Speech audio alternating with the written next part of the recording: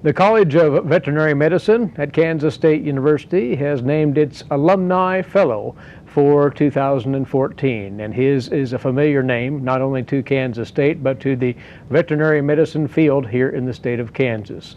It's our pleasure to recognize Jim Coffman for this award. Jim, thank you for being with us and congratulations on this recognition. Thank you very much. Take us back to the beginning. You are a native Kansan. Where did you grow up? I grew up in Linden, which is the first county seat south of Topeka.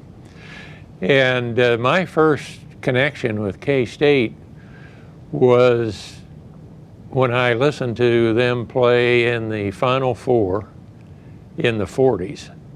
And I can picture right now being sick, laying on the couch in the living room, listening to that game listening to them play Kentucky on the radio.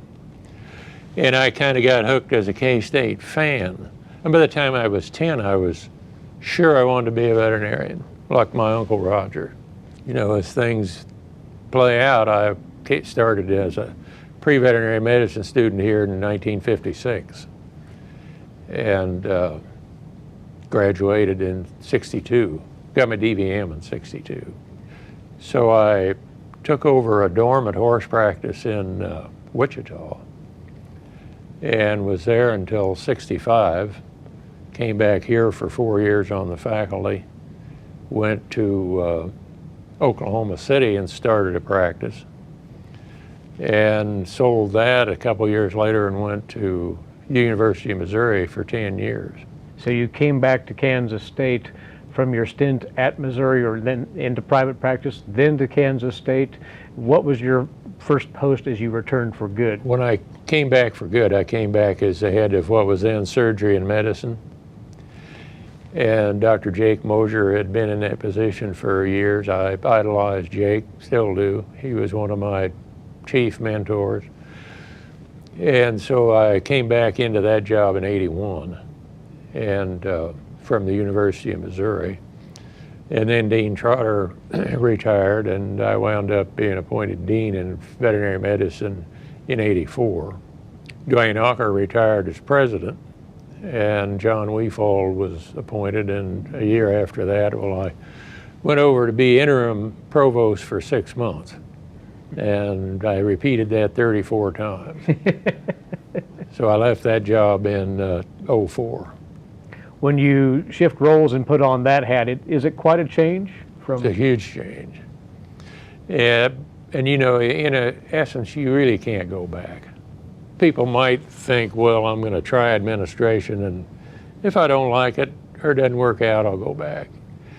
You really need to be committed to administration for good reasons. And, you know, I think the thing that first and foremost got me into administration, first as head of surgery and medicine, then as dean, was when you have a body of experience of your own over, let's say, a 15 or 20 year period, and you feel like you're beginning to get a handle on some things, how to write, how to present, how to teach, all those things. You like to begin to extend that experience through supporting other people. To some extent, administration becomes a synergism between you and your past experience and other faculty, particularly young faculty in the college. And that's less the case as a university-wide administrator, but as a department head and dean, you can do a lot of that. As you look at very broadly now the veterinary medicine field, what do you perceive as the greatest challenge before it for the next 5 years, 10 years? I think it's a two-part challenge. One is declining state support in public institutions. They're becoming state-assisted institutions or progressively privatized institutions. And then balancing the need for research, outreach, diagnostic services, and teaching. But we have to remember that teaching is the first purpose of a university, and everything else is added on to that. But when you look at the pressure today of doing all these other things, like we have to get NBAF here. Well, that wasn't veterinary medicine alone saying that. The university, the livestock industry, the Fed, the legislature, the governor, the city of Manhattan all want those things to happen. And they don't happen without a cost, but there's no more money there. And so when you look at the pressure that puts on an institution, whether it's a college or the whole university, for resources and attention and just thought, keeping the student foremost is the biggest single challenge we have. One final thing, and that is your thoughts on being recognized as the Alumni Fellow. What does this recognition mean to you? A lot. You know, I'm proud to be a veterinarian. I'm proud to be a graduate of this college and of Kansas State University. And I have so much appreciation for what the college and university have done for me, but also family and friends. You know, my wife Sharon has been huge support, as has our whole family, and I've learned a lot from a large number of friends and mentors over time as well.